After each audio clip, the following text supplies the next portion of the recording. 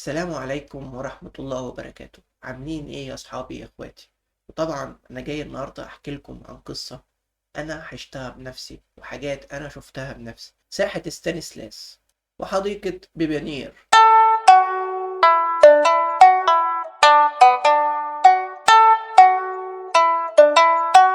تحفة أوروبية مش صدفة. دي ساحة وحديقة صنفهم التاريخ من قبل اليونسكو.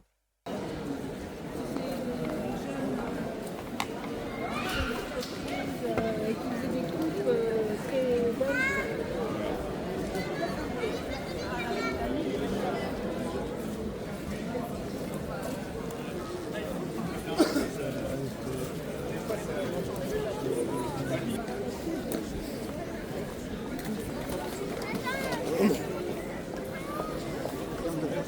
شوف الدهب. نايس. شوف الشجرة دي كريسماس. يا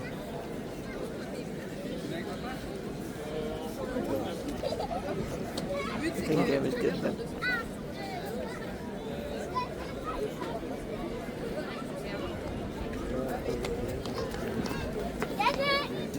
ويا ريت قبل ما نكمل حكايتنا يا ريت تدعمنا بلايك وكومنت ويا ريت اشتراك. حاجات زي دي بسيطة بس بتفرق معايا في بداية القناة. خليك معايا شوية وخلينا نبدأ من دلوقتي مش من التاريخ.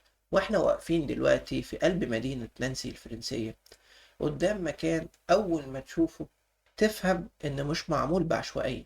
ساعة واسعة مفتوحة متناسقة، تحس إن كل حاجة فيها واقفة صح ومش زحمة ولا محاولة لفت نظر، وواضح ومش محتاج يثبت حاجة لحد. ودي أول نقطة لازم تتفهم قبل ما نحكي أي تاريخ. ساحة ستانيسلاس مش ساحة كبيرة وخلاص، لأ، دي ساحة لما تقف فيها تحس إنك في قلب مدينة فاهمة نفسها.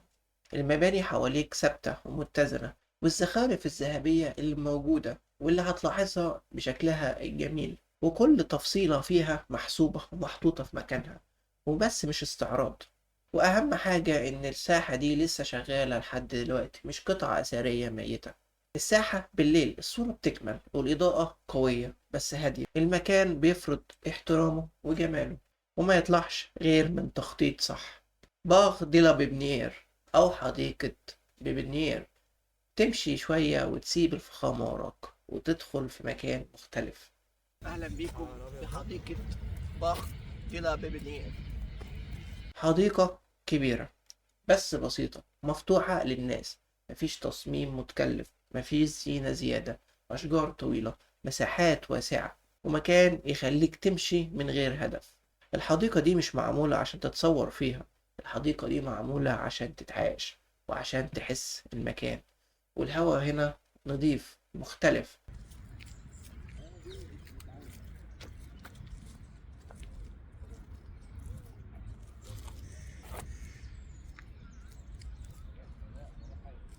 وصوت الهدوء والطبيعة والناس على طبيعتها بتمشي وناس قاعدة.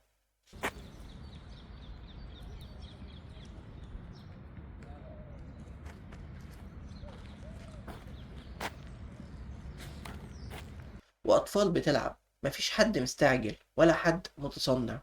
ودي النقطة اللي تخليك تسأل نفسك مين عمل المكان ده وليه بالذكاء ده كله.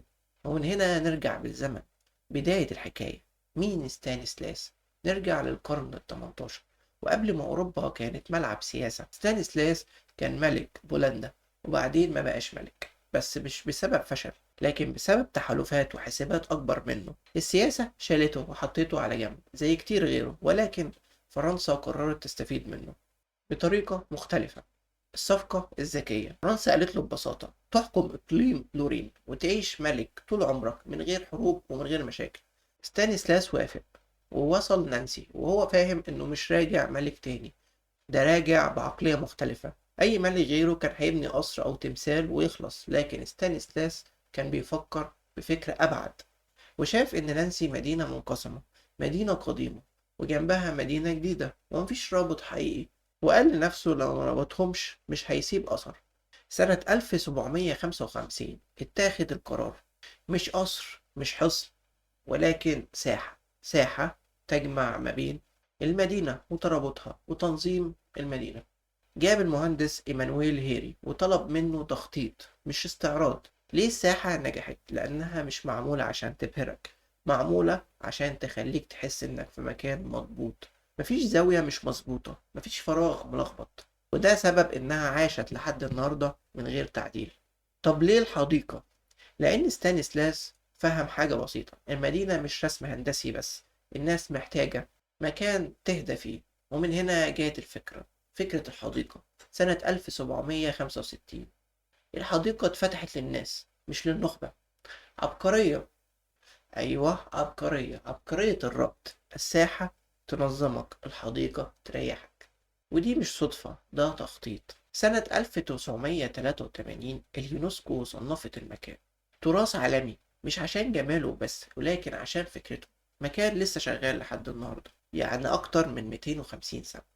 ساحة ستانيسلاس وحديقة بيبرنير مش أماكن سياحية عادية، دي نتيجة تفكير صح. وفي وقت صعب ستانيسلاس مرجعش ملك، ولكن ساب مدينة لسه عايشة باسمه، ودي أذكى من أي عرش. احنا هنا مش بنفرجك على أماكن، احنا بنفهمك ليه الأماكن دي عاشت. واستنوني الحلقة الجاية في بداية جديدة وقصة جديدة وحكاية جديدة.